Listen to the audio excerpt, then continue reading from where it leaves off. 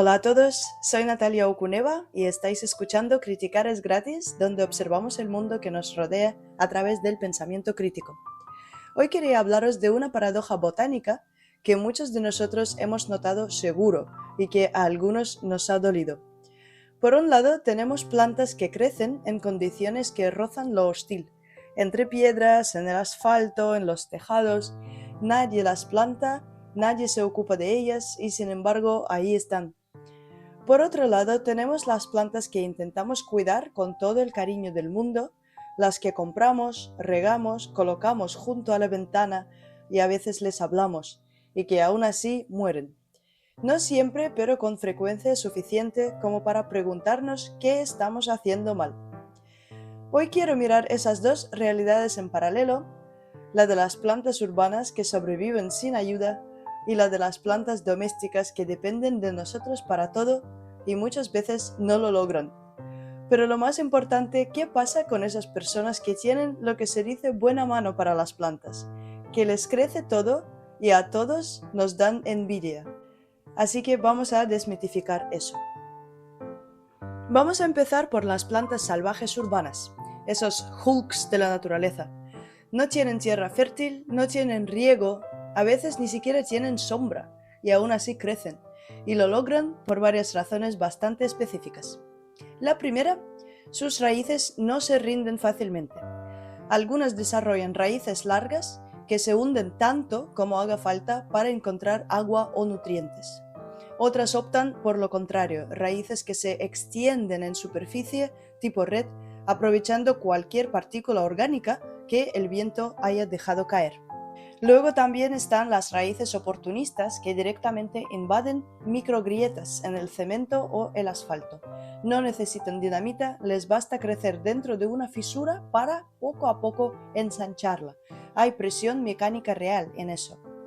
Y algunas especies tienen sistemas aún más ingeniosos, raíces capaces de absorber humedad directamente del aire o del rocío. Lo que les cae por la mañana ya les sirve para aguantar otro día. La segunda estrategia es mi favorita, saber comer de lo que hay. Y lo que hay en la mayoría de los casos es polvo, excrementos de pájaros, restos de insectos muertos y fragmentos orgánicos minúsculos. Con eso y con la ayuda de microorganismos que transforman la materia en algo más o menos útil, algunas plantas logran obtener nutrientes. De hecho, incluso sobre el asfalto puede formarse una fina capa casi invisible de lo que se conoce como polvo orgánico. No es tierra propiamente dicha, pero les es suficiente. Tercera clave, uso extremo de los recursos. Las plantas urbanas no crecen rápido, ni grandes, ni espectaculares, pero sobreviven porque consumen lo mínimo. Tienen metabolismo lento, hojas pequeñas o cubiertas de cera o vellosidades, pelitos pequeñitos, para evitar perder agua. Y muchas pueden entrar en estado de pausa. Parece que mueren, pero no. Se retraen, aguantan y vuelven a activarse cuando llueve. Y por último, reproducción masiva y sin escrúpulos. No confían en una única oportunidad. Sueltan cientos o miles de semillas, muchas de las cuales pueden quedar inactivas durante años, esperando que se den las condiciones mínimas para germinar.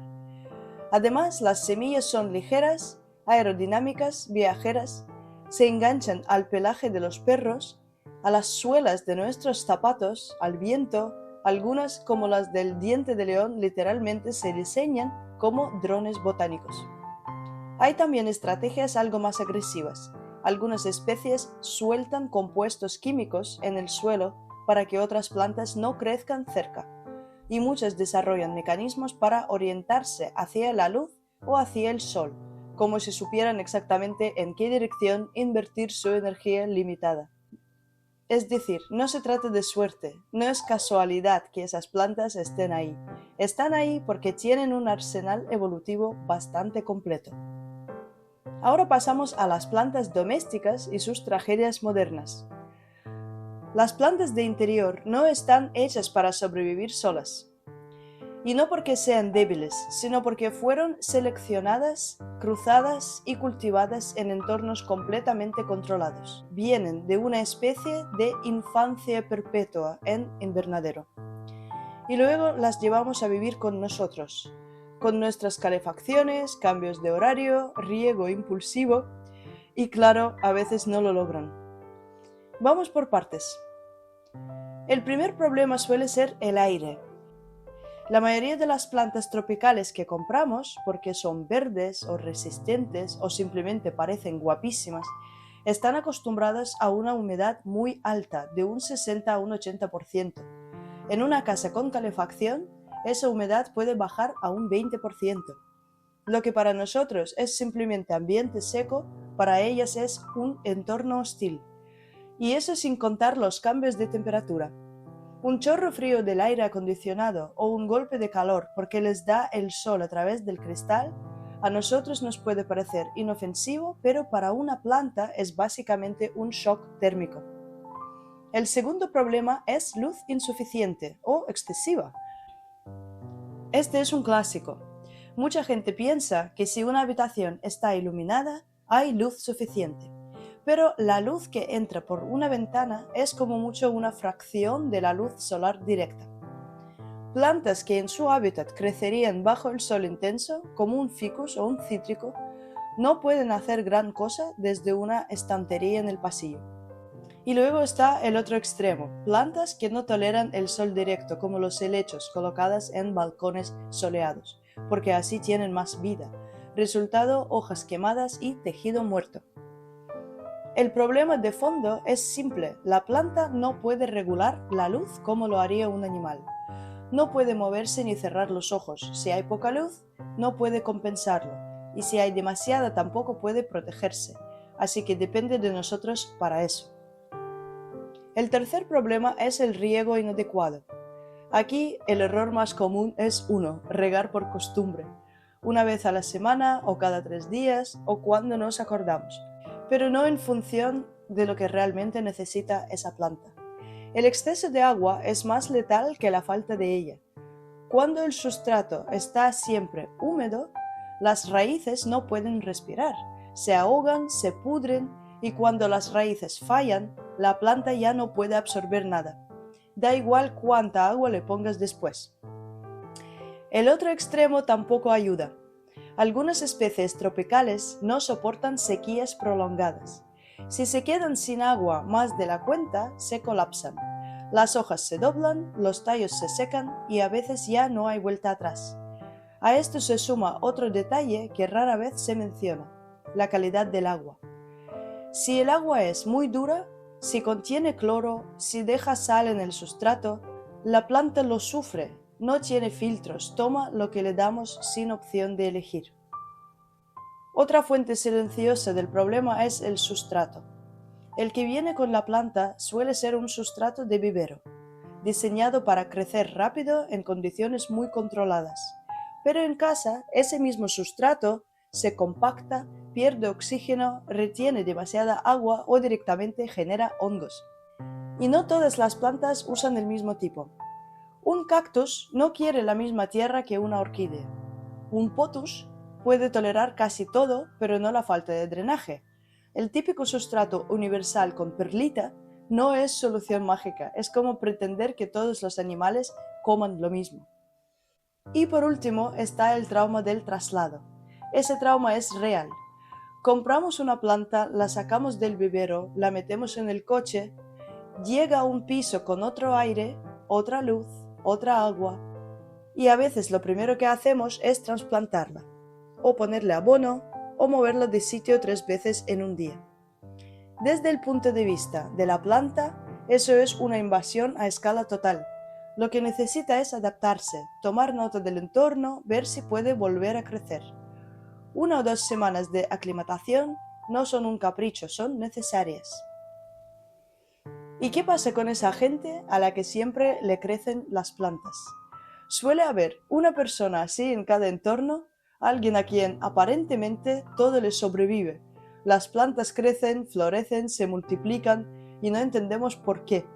Pero ¿a qué suelen ser nuestras madres o nuestras suegras?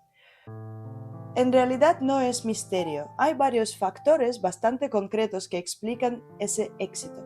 Primero, esa gente observa, no porque hayan hecho un curso, sino porque prestan atención.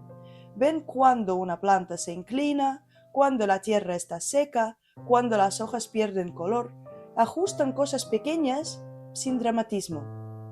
Segundo, no improvisan con especies que no conocen. Muchas veces usan plantas que ya saben que funcionan en su entorno, o han tenido las mismas durante años y ya entendieron qué necesitan. Tercero, las condiciones de sus casas ayudan, probablemente. Buena orientación de las ventanas, luz indirecta casi todo el día, temperaturas estables, buena ventilación. No es algo que controlen del todo, pero juega a su favor. Y por último, tienen experiencia acumulada. No es que no se les haya muerto ninguna planta, es que con el tiempo aprendieron a equivocarse menos. Así que probablemente no tiene que ver con talento necesariamente, tiene que ver con contexto, paciencia, atención y práctica, como casi todo. Si toda la vida os habéis preguntado por qué se os mueren las plantas mientras las gamberras de la calle parecen sobrevivir a todo, ya tenéis una respuesta más clara.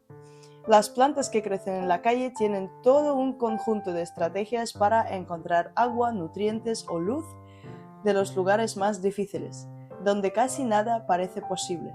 Son resistentes porque no dependen de nadie para vivir. Las plantas de interior, en cambio, están en un entorno muy distinto, necesitan que las condiciones sean las adecuadas, que alguien entienda sus señales y las cuide según lo que realmente requieren. No es cuestión de mano verde ni de talento especial, sino de entender que cada planta vive y crece según sus propias reglas, que a veces son muy diferentes de las nuestras. Así que la próxima vez que quieras tener una planta más en casa, recuerda que no basta con quererla, hay que conocer un poco su historia y necesidades para que realmente prospere. Aquí termina la información principal, pero os quería decir una cosa más. Si habéis escuchado más de un episodio de este podcast porque os mola, dadle a me gusta porque el algoritmo es así de puñetero y lee las interacciones de los oyentes como una señal de que esto vale la pena ofrecer a más oyentes. Y si me queréis seguir, ya sería lo más guay. Veréis, me gustaría que este proyecto funcione como mi sustento y resulte que puedo empezar a monetizarlo a partir de 100 seguidores mínimo. Así que si me queréis ayudar, os agradeceré con más información guay. Y con este sí que termino. Gracias por vuestro tiempo. Adiós.